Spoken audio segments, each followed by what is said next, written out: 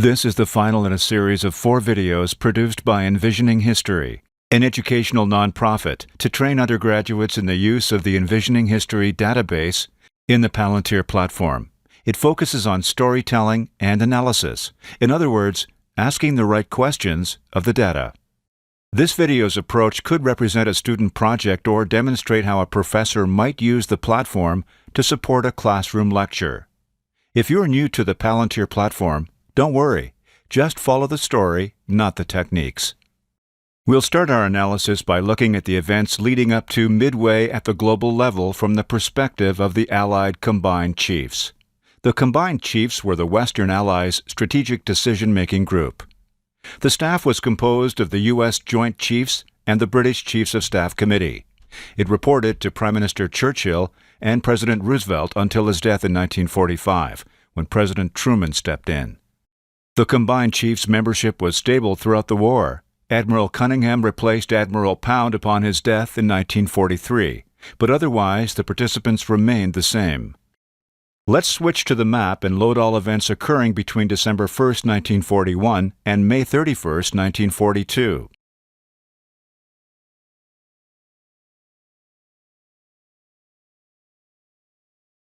The histogram tells us 2,072 events are shown. Scrolling down, we see that the largest category of events is the Battle of the Atlantic. We've colored each symbol by the initiator of the event. Those initiated by the Western Allies are dark blue, by Japan orange, by the European Axis green, and by the Soviet Union red. The first thing to notice is the preponderance of green and orange, including on both coasts of the United States. A word of caution, the event count is a function of how events are defined, so the numbers are not necessarily an indicator of anything. New events are added to the database regularly, so these numbers are always increasing. Let's zoom in on some modern-day imagery and look at a well-known event, the sinking of the USS Arizona at Pearl Harbor, to examine some baseline source documents.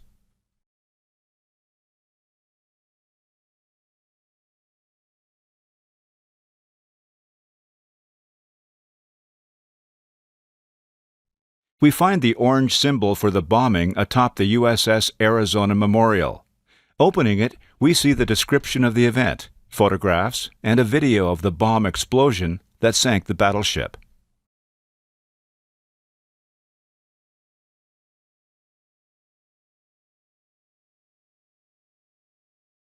Several documents are shown that describe this event. The U.S. Navy chronology document is indicated by the date December 7, 1941. Following this link, the document shows the level of detail used for most baseline events. As scholars add more details, the number and richness of event descriptions continues to grow. Now let's return to the global level and look at monthly summaries. We'll turn on the heat map to give an event density representation and set a time filter to look only at December 1941. The timeline shows a spike in the number of events during December. Recalling our caution about event numbers, this is still indicative because Japan's initiation of the Pacific War was a major theater-wide operation that began suddenly. The attack on Pearl Harbor was only one element of a 3-part plan intended to give Japan the freedom to operate unopposed in the area of its main objective, the Southwestern Pacific. Starting with the Eastern Pacific, we see the Pearl Harbor attack and an indecisive U.S. effort to relieve the garrison at Wake Island. The Battle of the Atlantic, already in progress for a year and a half, continues in the mid-Atlantic shipping lanes. In the Soviet Union, the siege of Leningrad and the battles for Moscow and the Crimea have been underway for several months, and the Red Army begins its first winter counter-offensive. The British are holding off the Germans and Italians in North Africa. In the Far East, the main Japanese effort includes simultaneous invasions of Hong Kong, Guam, the Philippines, and Malaya. The U.S. makes doomed but heroic defenses of Wake Island, the Asiatic Fleet area, and the Philippines, as well as initiating a nascent submarine offensive. Moving to January 1942, several things change, but none the better for the Allies. On the U.S. East Coast, the Allied First Washington Conference continues as the combined chiefs wrestle with a strategy for winning the war.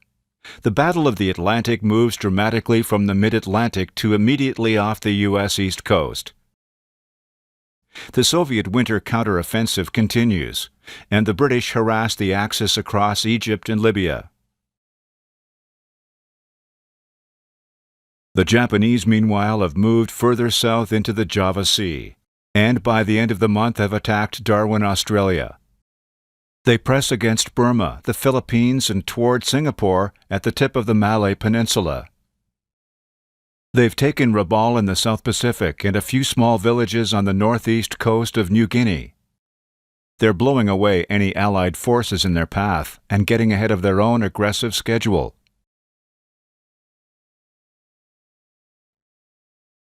By February, on the U.S. East Coast, the Battle of the Atlantic flares as German U-boats wreak havoc on unprotected shipping. Sinkings reach into the Caribbean. On the Eastern Front, the Soviet counteroffensive loses steam, and in North Africa, British Empire forces push the Axis westward from Egypt. In the Pacific, Japan rapidly conquers more of its main objectives. Singapore falls, as do the resource-rich Netherlands East Indies. Japanese Army forces have contained U.S. and Philippine forces into the Bataan Peninsula, and they continue to threaten Australia. Allied naval forces are decimated in the Java Sea. The U.S. attempts a pinprick carrier-based attack on the newly captured Japanese base at Rabaul at the head of the Solomons Chain, leading to the Congressional Medal of Honor for Lieutenant Butch O'Hare.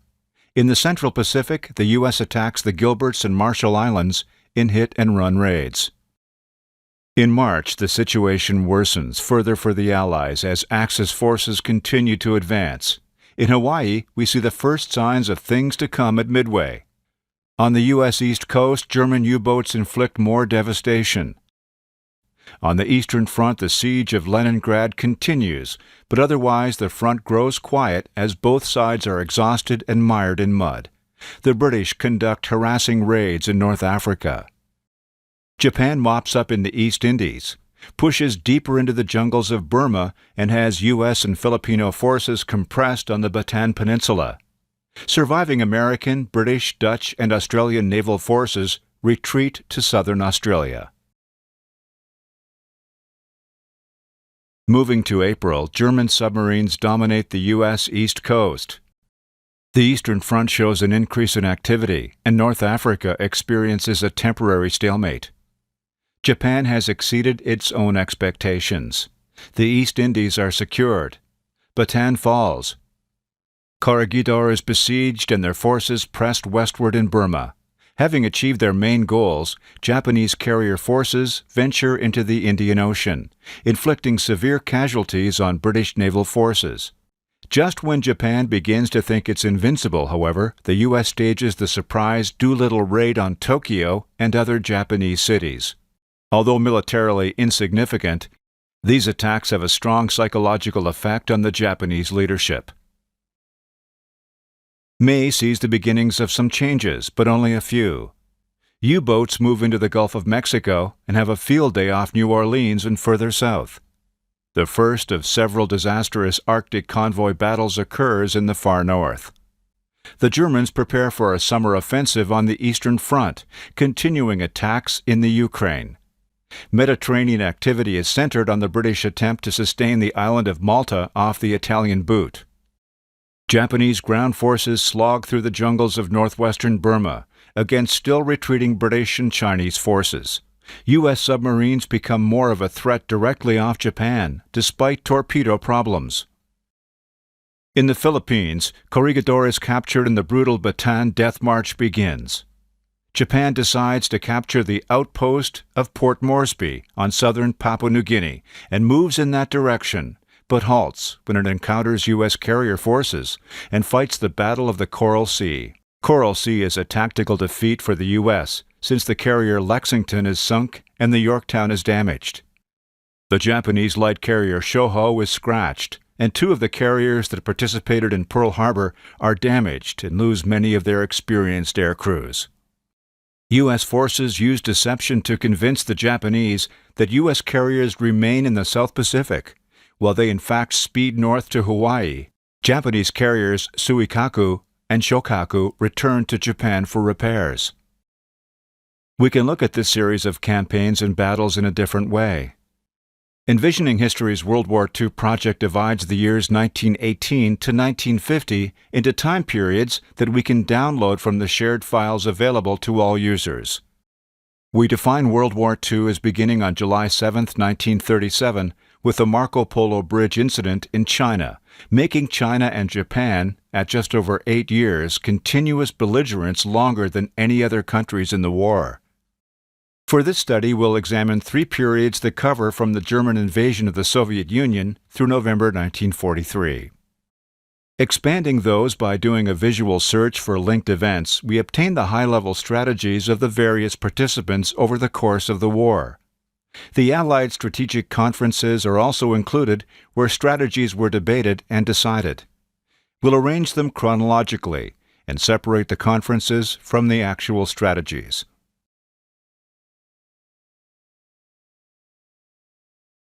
Going one more level by repeating the same process, we obtain the campaigns that were instituted to carry out the strategies.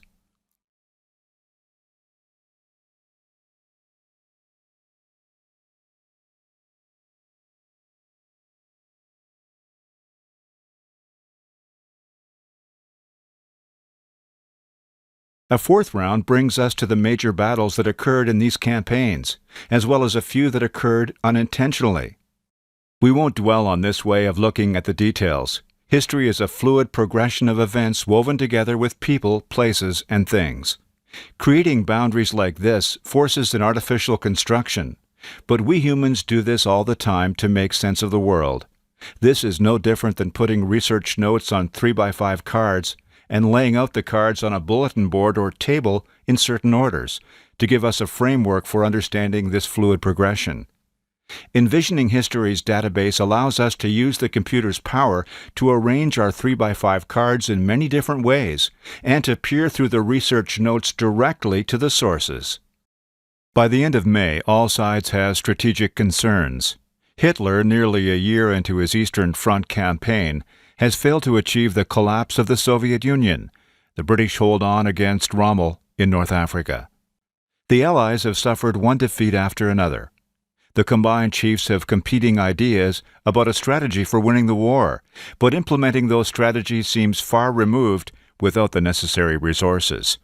They are deeply engaged in staff work preparing for the upcoming Second Washington Conference in late June.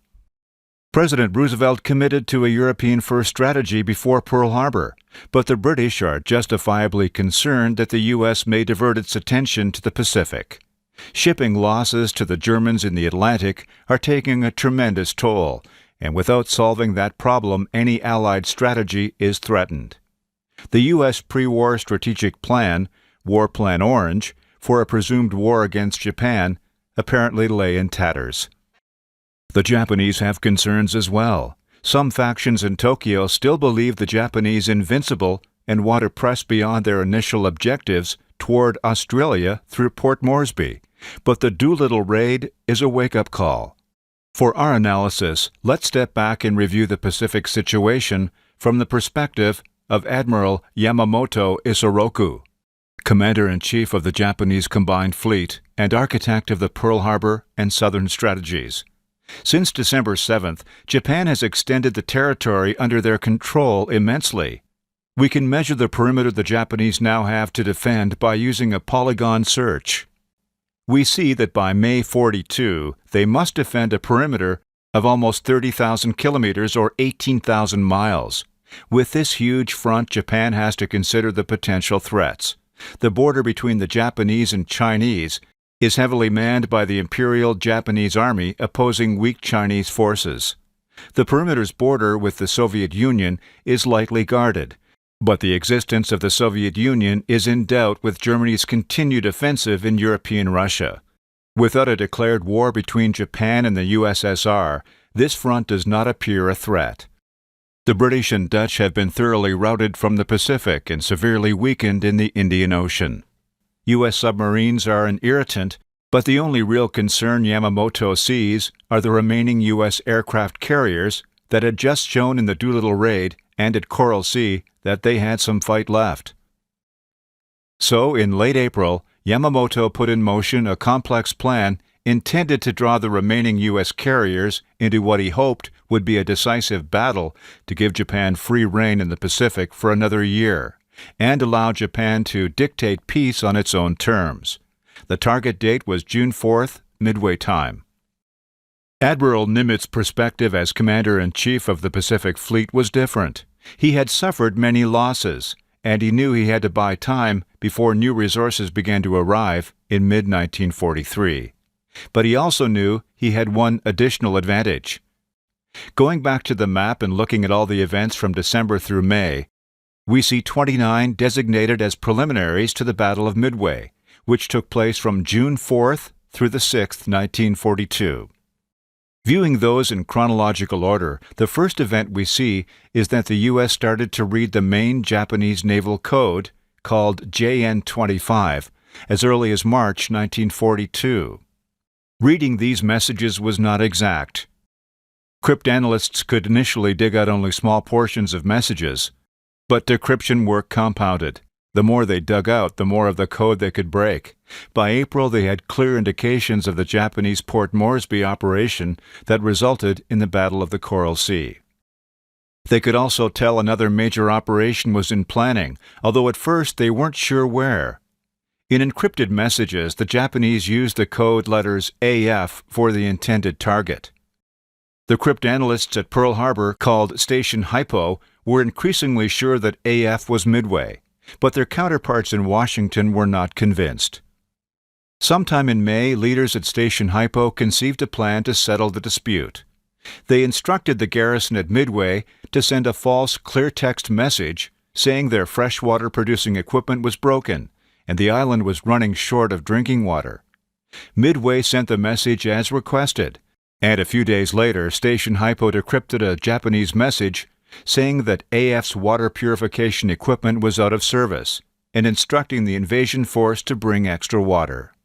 With AF's location settled, and with this strategic intelligence, Admiral Nimitz finalized his operational plan, which we can see here.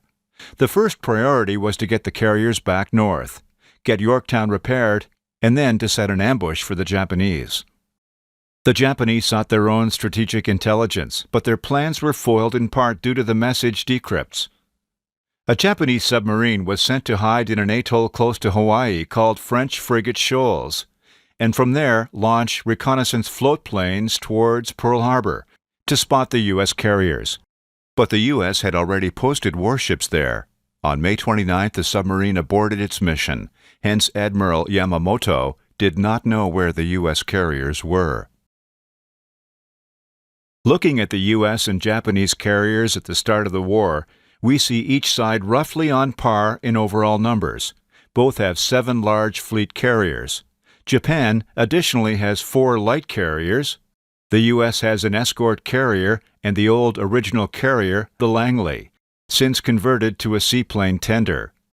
U.S. carriers were spared from the surprise attack on Pearl Harbor because they were ferrying planes to Midway and Wake Islands on December 7th. But by May, Langley had been lost off South Java and fleet carrier Lexington at Coral Sea. Saratoga was hit by a Japanese torpedo in January and was still under repair in San Diego. Wasp and Ranger were in the Atlantic supporting convoys to Malta in the Mediterranean before they moved to the Pacific. Yamamoto had lost only Shoho, and although Zuikaku and Shokaku were under repair in Japan as the result of Coral Sea, he had 11 carriers available to the 2 he believed the U.S. had, since he thought Yorktown had been sunk.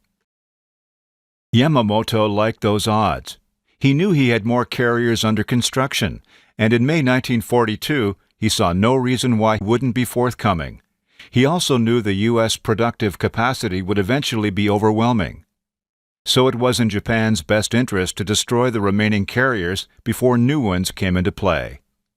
Japan's strategy was always to secure its territorial gains and extract a negotiated peace with the U.S., leaving their conquests intact before the U.S. could recover militarily. Yamamoto was certainly correct about the U.S. productive capacity. Before the war ended, the U.S. produced 130 carriers for its own use, plus another 40 more for the British under Lend-Lease. And this is just the aircraft carriers. Now we'll look at the umbrella event for the Battle of Midway, which has links to many important documents.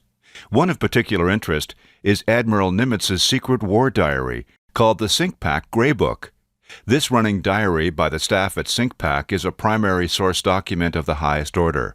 It includes everything within the SINCPAC areas of responsibility, and the details of the preliminaries to the battle are fascinating reading.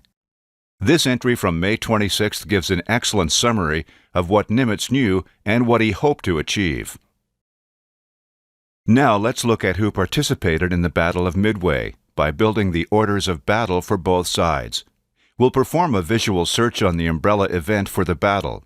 Expanding the search brings us to the command level, which shows widely different approaches to the battle by Japan and the U.S.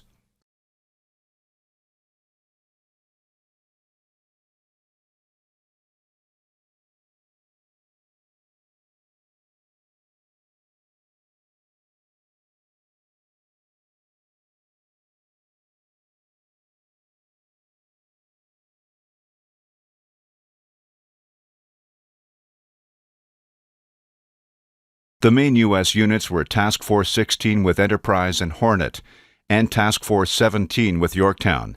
Task Force 7 was the supporting cordon of submarines, and very importantly, the Midway Air Group was a fourth unsinkable aircraft carrier with both carrier type and long-range land-based aircraft. The U.S. only had one operations support group, the Fueling Group, which remained at a distance in case it was needed.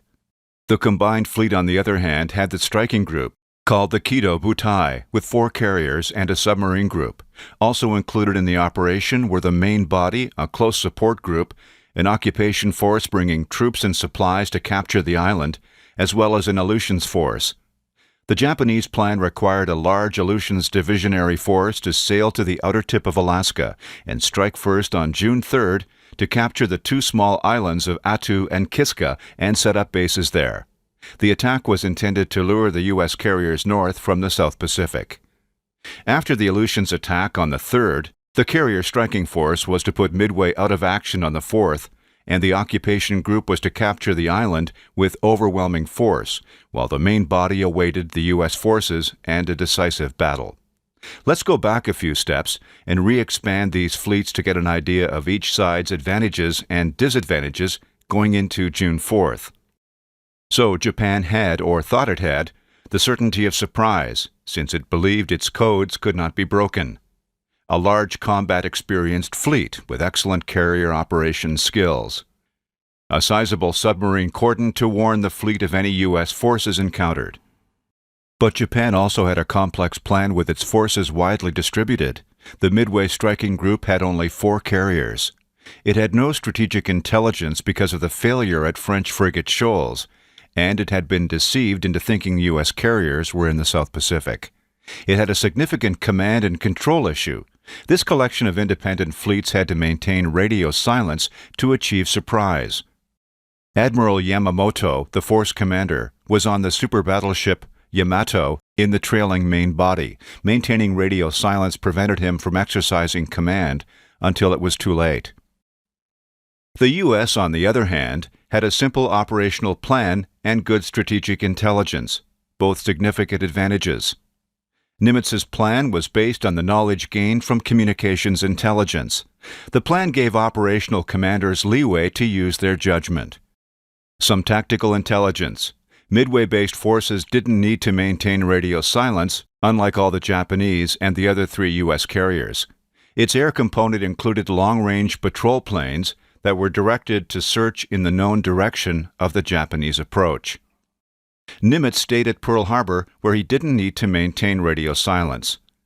Admiral Nimitz's biggest disadvantage was that his air groups, including on Midway, still had a steep learning curve to climb in terms of effective operations, as we will see. Japan's total force was double the size of the U.S. fleet. It had 5 fleet carriers and 3 smaller carriers to the U.S.'s presumed 2 and 11 Japanese battleships to the U.S.'s 0. Admiral Nimitz still had the damaged Yorktown, however, which was temporarily patched up. It got underway from Pearl Harbor on May 30th for the ambush rendezvous. So the U.S. had 3 carriers and Midway-based aircraft. At the point of intersection, both sides would be closely balanced with essentially 4 carriers each. Japan had much more force following in the wings, but too far away to help, should Admiral Yamamoto's plan unravel. We've extracted from the database the events leading up to the battle as well as its participants. Now we'll look at the what, when, where, and why of the story. We'll do a visual search around for all the related events and put them in a folder, then add them to the map. We see the dates of the key events on the timeline, peaking on June 4th. Notice that we've built the story textually in chronological order. We can pinpoint each event on the map and dig more deeply into the source documents and details behind them. We've examined the events leading up to the end of May already, so we'll pick up now with the first few days of June, when the U.S. carriers meet at the optimistically named Point Luck. We'll now step through the story. Watch the map for the location and the time in the timeline below. On the morning of June 3rd, Midway-based patrol planes spot the Japanese occupation force west of the island, and Japanese attacks begin on Aleutians. Early on June 4th, Admiral Nimitz relays Japanese positions to the U.S. carriers. Let's zoom in for an overview of the battle space, which extends to about 430 kilometers or 250 miles northwest of Midway, and from about 300 feet below the surface to over 20,000 feet above. At 04:38 that morning, the Japanese launched their first strike wave for Midway. Shortly after launching his strike, Admiral Nagumo, commander of the strike group, had Japanese cruisers launch scout planes to look for any U.S. forces in the area, or so he believes. But the scout plane covering the critical sector where the U.S. fleet actually is has mechanical problems and is delayed in launching. A Midway-based scout plane passes the inbound Japanese aircraft and radios a warning. Midway launches a counter-strike on the Japanese carriers, and Midway fighters scramble to intercept the attackers, but are overwhelmed by the Japanese fighters. At about 06:30, Midway is pounded by the Japanese bombers. 30 minutes later, U.S. carriers to the northeast of Midway begin launching their attack aircraft. The U.S. formations are ragged, and because Yorktown is still recovering the morning combat air patrol, her launches are delayed. Finally, the groups, dive bombers, torpedo planes, and fighters, depart separately and on different courses to find the Japanese fleet. The Japanese aircraft attacking Midway radio Admiral Nagumo that a second strike is needed against the island, so, still unaware of the American carriers, Nagumo orders his planes rearmed for a land attack. A few minutes later, one of his scout planes notifies him of U.S. ships, but leaves out details.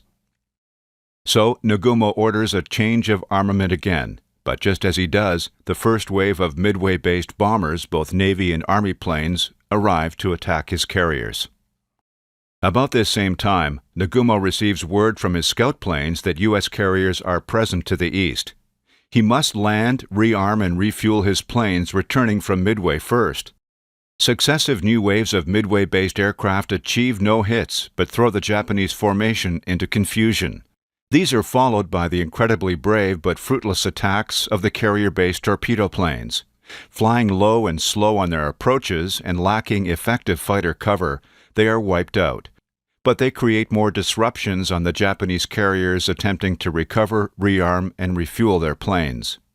While this is going on, the dive bombers have gone into different directions. The Enterprise group, well to the south, spots a Japanese destroyer speeding alone to the north. The destroyer has been detached to suppress the U.S. submarine Nautilus, and she was subsequently returning to the fleet. Guessing that the destroyer is headed that way, the squadron leader turned his formation to the destroyer's heading. Shortly after, he spots the Japanese carriers.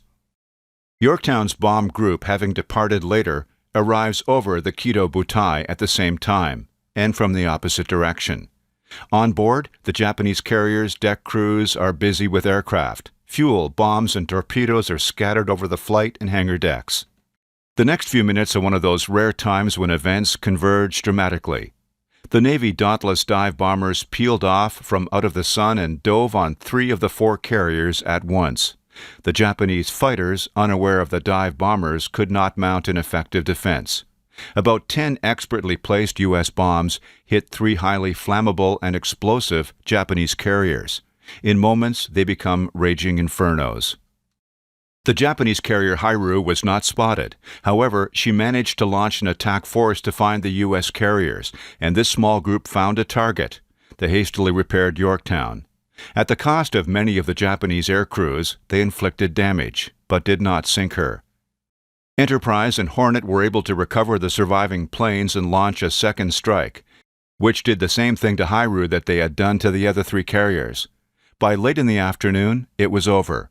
The next day, 4 Japanese carriers were at the bottom of the Pacific. Admiral Yamamoto was forced to break radio silence and order his fleet to retire to Japan.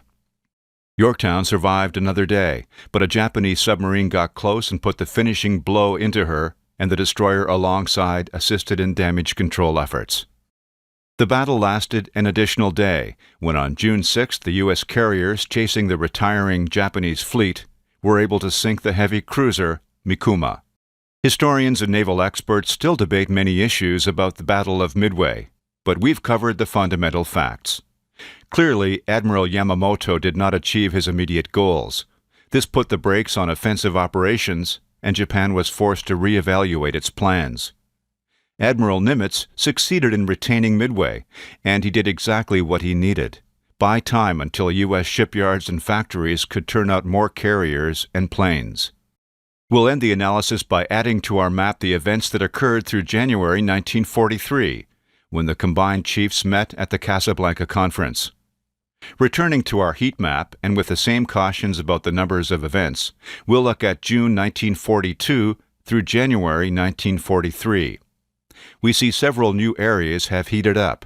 The Battle of the Atlantic still rages, and in fact has worsened, stretching from the Arctic through the Mid-Atlantic and Caribbean all the way into the Indian Ocean. This is a major problem yet to be solved, and the subject of much discussion at Casablanca. But the Japanese are contained at Guadalcanal and New Guinea in the South Pacific, and the Allied invasion of North Africa has occurred. The Germans and Italians are cornered in Tunisia. The U.S. Navy and Marine Corps have taken many hard licks in the Solomon Islands, with operations on and around Guadalcanal. But the naval battle at Guadalcanal in November, at the same time as the Torch invasion of North Africa, the Japanese Navy is stopped, and its army units decimated. U.S. and Australian armies have pushed the Japanese backwards over the Owen Stanley Mountains in New Guinea and pinned them against the north coast. U.S. submarines are disrupting Japanese shipping throughout the Pacific. And in a foretaste of the massive Red Army offensive of the rest of the war, the German Sixth Army is surrounded and captured at Stalingrad. The tide has turned for the Axis. Looking at the summary details of the Casablanca Conference, we see that with the exception of the Battle of the Atlantic, all the major Allied agreements are offensive in nature, from the Philippines to Burma, Sicily, Tunisia, Italy, and the European Strategic Bombing Campaign. Additionally, we see President Roosevelt for the first time declaring a policy of unconditional surrender of the Axis powers. By the time of Casablanca, Midway was 6 months in the past. But the stopping of the Japanese advances there and the hard fighting that followed has provided a different outlook for the Allies and the Axis. Marshal Stalin of the Soviet Union is unhappy about the Allies' failure to open a second front in Europe. But the good news is that the arsenal of democracy is verging on levels of output that will soon overwhelm the Axis powers. The Envisioning History database is intended primarily for undergraduate level education and is also well suited for scholarly research.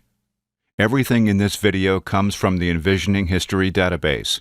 Other training videos show how to enrich stories by adding new data and media to your personal investigations, as well as how to export data from the Palantir platform to create interactive graphics in Google Earth, HTML, and other formats. Contact us at envisioninghistory.org for more information.